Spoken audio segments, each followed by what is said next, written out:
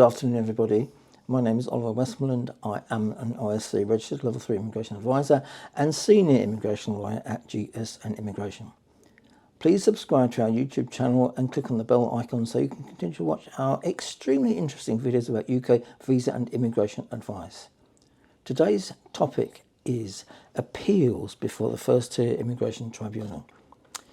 If your visa application is refused, you may have the right of appeal before the First-tier Immigration Tribunal. For example, a family visa application or a long residence application, something like that.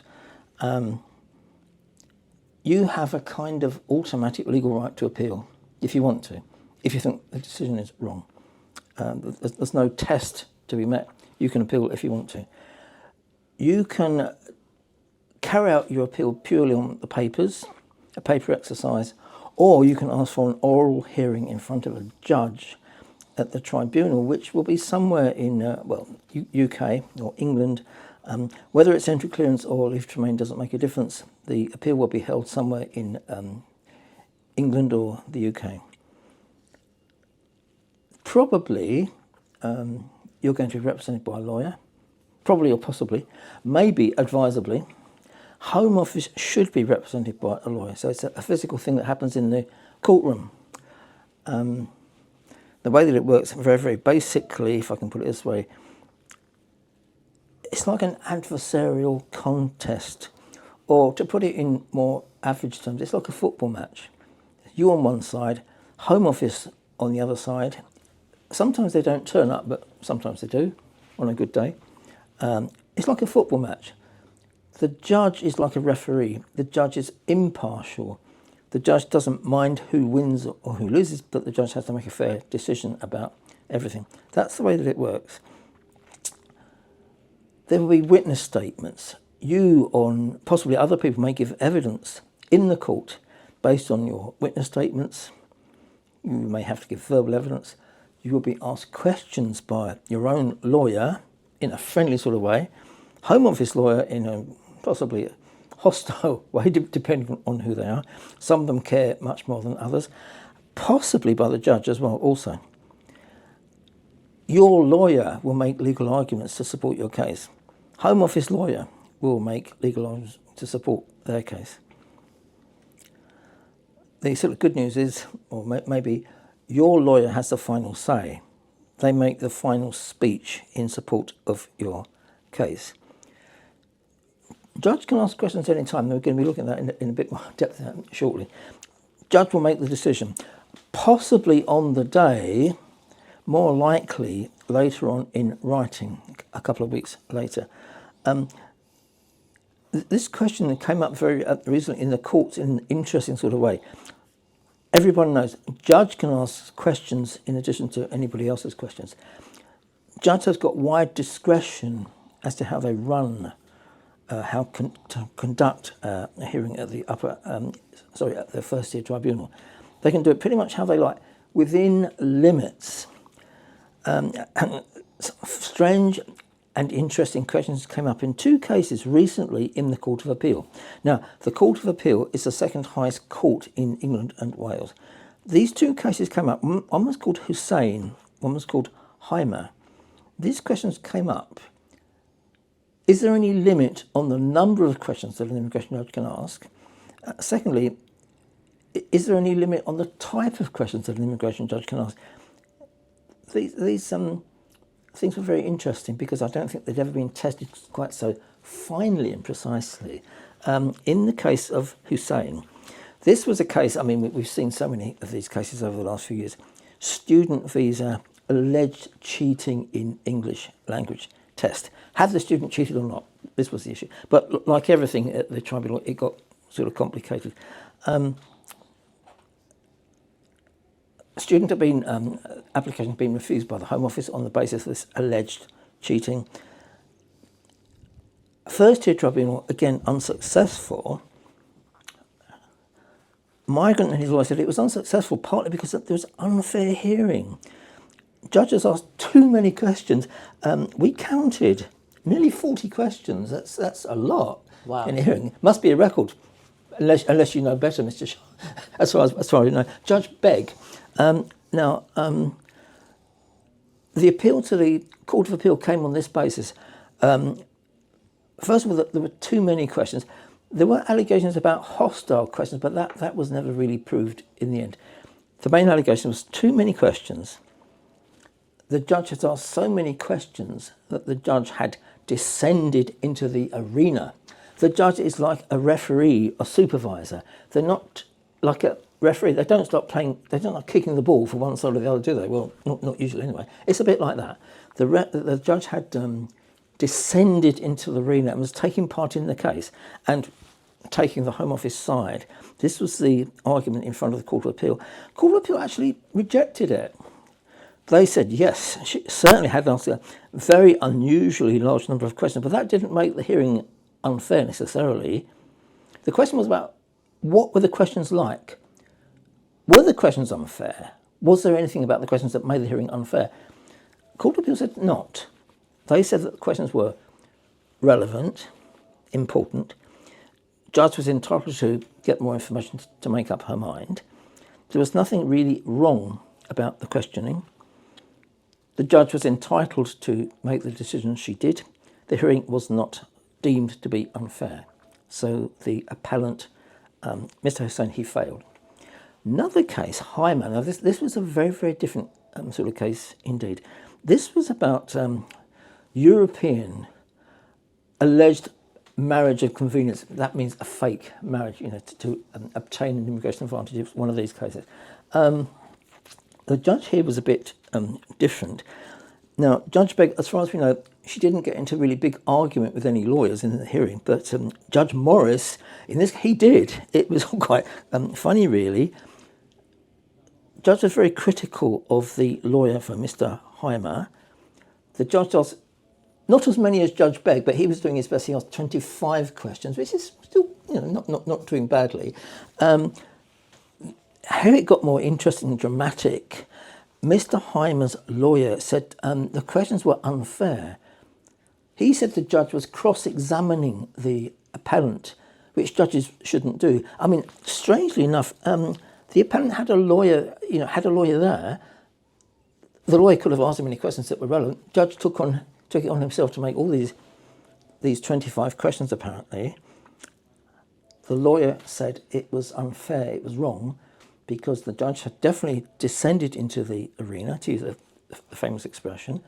He was not clarifying, he was cross-examining, which, of course, judges, it's not the job of the judge to cross-examine, it's the judge of maybe the part of the task of the judge to clarify, to understand. Judge needs to understand everything to make a fair decision. Lawyer interrupted the judge, which you have to be brave, trust me. I think you are cross-examining, you're not clarifying. Judge said, how dare you talk to me like that? He said, I'm doing my job properly, you can apologise to me if you want. Lawyer was quite strong. He said, no, I don't want to apologise. He didn't apologise. Obviously, there was quite bad stuff going on. Raised temperatures, it was quite dramatic. I wish I'd been there, Mr. Shaw, honestly. Raised temperatures, probably raised voices, bad stuff. The lawyer stood strong. He said, no, I don't apologise. I think you were cross-examining, you were not clarifying, you weren't acting fairly or correctly. Judge got very angry with him, evidently. There was a bit of discussion between them throughout the hearing, not in a good way. Anyway, the appellant's lawyer obviously advised the appellant this wasn't fair, this wasn't good. I think really, if you've got time, read this decision. Judge was being a bit over the top. Judge's brain didn't seem to be working very clearly, I don't think. Anyway, they appealed to the upper tribunal. Upper tribunal finally agreed with the judge. They said, well, it wasn't great, but it was okay. I think maybe the lawyer scented blood here. Okay, they appealed a bit further to the Court of Appeal. Court of Appeal said, no, it was worse than that. Not only was it inadequate, it was unfair. The hearing was unfair.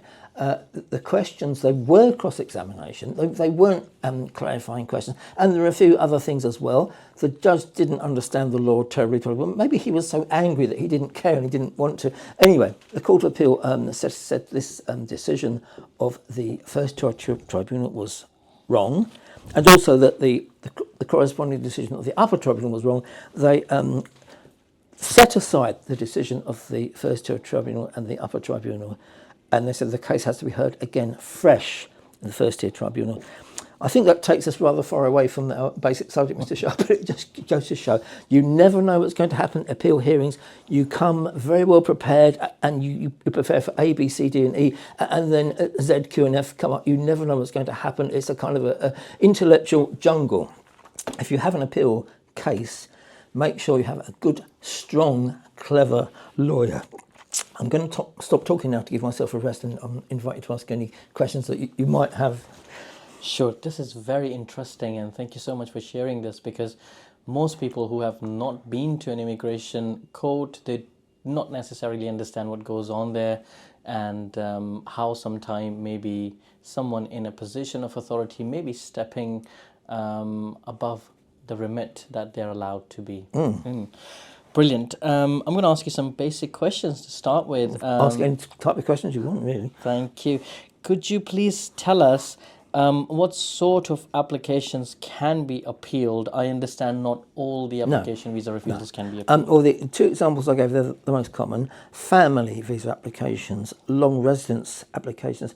That includes private life. I'm sure you know the private life rules. If you've been in the UK for so many years, like maybe a long time, you can apply for limited leave for the private life rules.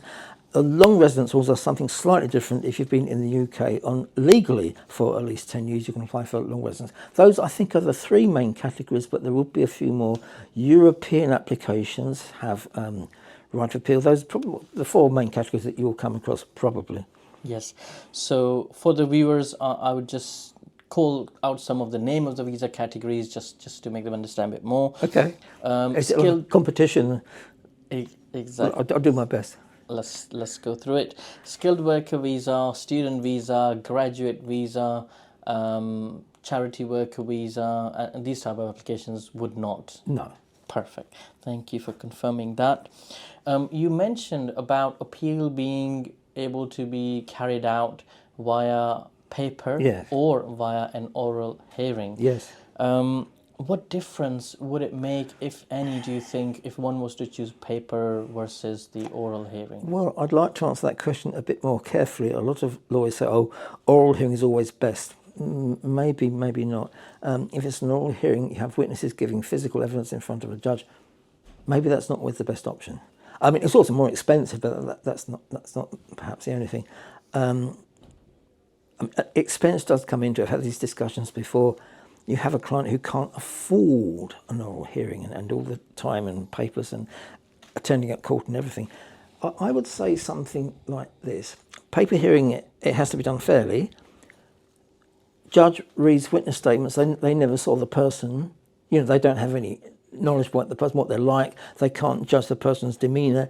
If it's the sort of case where you want to convince the judge that, you know, your witnesses are really honest, the judge wants to look at the demeanour, assess the demeanour. If it's a paper exercise, that's not going to happen. Obviously, it's all on paper. You have to take this all into account. I would say in some cases, if your witnesses are not that great, to be honest, you probably want to go for a paper hearing. I think some lawyers, they have this reflex action. Appeal hearing is always better. It's not always better. It depends on the particular facts of the case. Sure. And if one goes for paper hearing, they get a decision, maybe a negative decision. Can they change their mind at that stage and go for oral then? It's too late. I mean, they might be able to challenge that decision at the Upper Tribunal, but you can't change your mind. It's too late, Mr. Shaw. I understand. Who told you? Who told you to ask that question? I mean, I'm looking from the perspective of the clients who are not necessarily well versed in immigration rules. Okay. And I would also like to ask, we know that the hearing date is set by the court, informed to the lawyers representing the client. They all just say 10 a.m. I mean, Yes. can Yes. one know what time exactly the case may No. heard? These days, I mean, there were different things that happened over the years, but I think in every case they say 10 a.m. It could be any time. It could be 3 o'clock or 4 o'clock or 4:30, and maybe it doesn't even happen because they run out of time. Okay. So you have to be prepared to sit there for hours and be very bored. Okay. Bring a Monopoly or a pack of cards or a novel or something. Okay. And I understand the appellant can bring in further witnesses to the hearing. How do you mean further witness? If there are any further people to give Appellant can evidence. bring any important witnesses they want. So one could bring a friend just Yeah. for support and Well, things it depends like what kind of case. A friend, a relative, anyone who has relevant evidence to give. There's no particular limit. You could have 2, 3, 4, 5, 6 witnesses. There's no particular limit if they have relevant evidence. And if you have loads of witnesses and they give irrelevant evidence, the judge is not going to be happy. But if the evidence is relevant or potentially relevant, there's no particular limit on that. Great. And if someone is just coming just for moral support without having to be a witness in the case, is that allowed as Yes, well? sir. In 99% of cases, it's allowed. They can just sit on the courtroom is fairly small, but you have chairs at the back. The public can sit there. But do know that such a person cannot participate in the hearing. I've had some funny cases where a person sitting in the public seats tries to interrupt the judge and make submissions into the case. The judge says, no, you're not part of this case. And the judge will be quite firm and have you thrown out, if necessary. If you're not part of the case, you cannot interject or participate or anything. You have to be a witness who has made a witness statement and it's already in the papers to interject in any way in the case, to take part in any way in the case. I understand. I also... Don't call the judge Your Honour. Sir or Madam is good enough. Or maybe Judge. This is a new trendy thing. Nice. Good morning, Judge. Good morning, Judge. Fantastic. Can the appellant request what sort of gender they may want in their courtroom to be? For example, a female appellant, can she request, because of whatever circumstances, that I just want to be heard by a female judge and a female staff in the courtroom? I've never heard about female staff. Certainly they can ask for a female judge, yes. And do they have to clarify why that may be? Not really, no. Okay. And they might prefer a man, you never know. Yeah, of course. And what about having the facility to have an interpreter? Yes. Access Yes. facility? If your appellant or witnesses want an interpreter, they can get it and the court will pay for it. Okay, brilliant. And can I just say one thing? Yes. Languages are not that simple. Arabic speaker, there are several different types of Arabic. Make sure that you ask for an interpreter who speaks that type of Arabic because there are several types.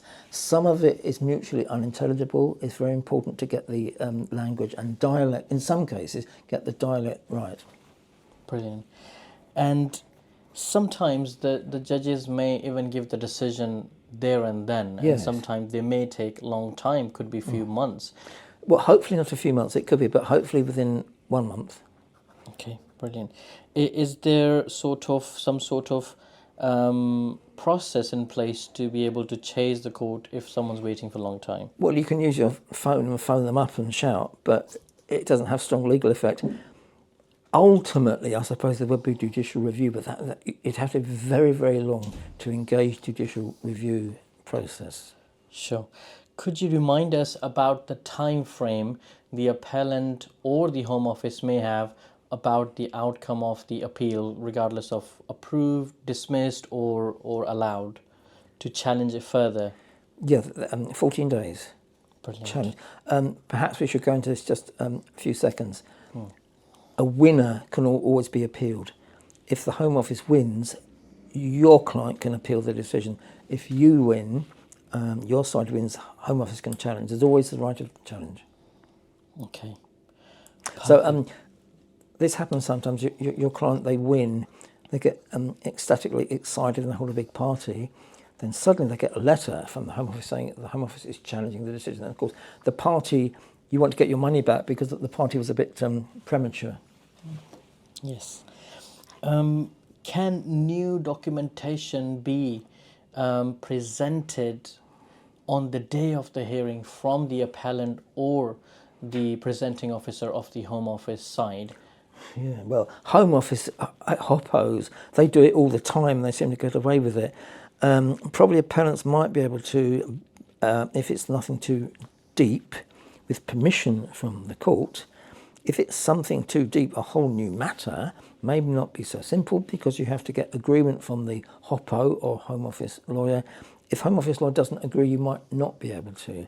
It's best not to try those manoeuvres unless you really, really have to. Sometimes it happens, something comes by email the day before. Sometimes you have to. It might be permitted and accepted by the court, but as long as it's nothing too deep. If it's deemed to be a whole new matter, HOPO might not agree and the hearing won't go ahead. Okay, I understand. Let me give an example. And that sounds silly, but let's say a parent suddenly gave birth. That would be a whole new matter. Something less than that might not be. That would be a whole new matter. It sometimes happens, doesn't it? Unexpected birth before it could happen unexpectedly just before the hearing. Wow. Probably they wouldn't feel well enough to go to the hearing. True. Brilliant. Well, today's vlog's been quite in detailed, and we hope... Not too detailed, I hope.